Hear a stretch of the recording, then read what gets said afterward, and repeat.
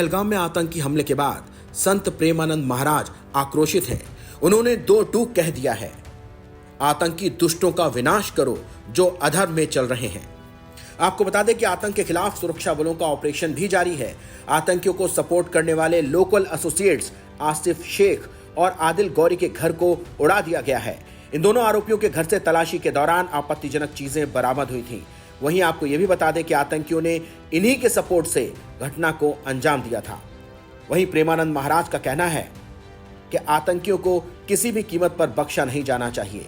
आतंकियों के साथ कैसा होना चाहिए व्यवहार, इस पर उन्होंने साफ साफ कहा, आतंकी दुष्टों का विनाश करो, इन अधर्मियों का विनाश करो, असहाय जन है उनकी सहायता करो। कौन सा ऐसा धर्म है जो दूसरों का अहित करके पुष्ट होता हो?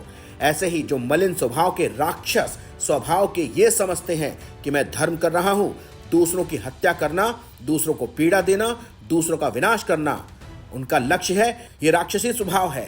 कहीं भी धर्म नहीं हो सकता। इनको शासन में लेना ही धर्म है। इनको शासित करना, इनको दंड देना यही धर्म है। अगर इसका इलाज नहीं किया तो लाखों को मार देगा। हम देश, प्रजा और विश्व शांति के लिए ऐसे अधर्मियों पर शासन करें जो अपनी बात को समझते नहीं हैं।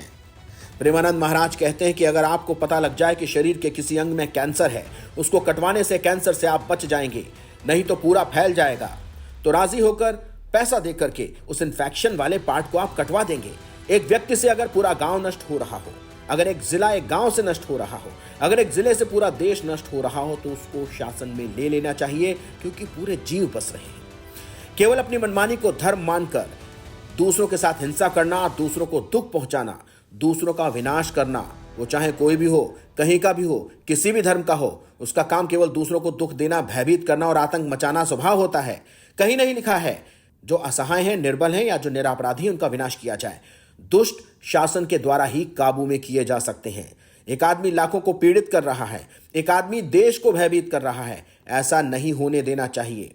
आपको बता दें कि आतंकी हमले के बाद पूरा देश गुस्से में है। वहीं पहलगाम हमले के बाद वायुसेना का अभ्यास शुरू है। वायुसेना ने ऑपरेशन आक्रमण शुरू किया है।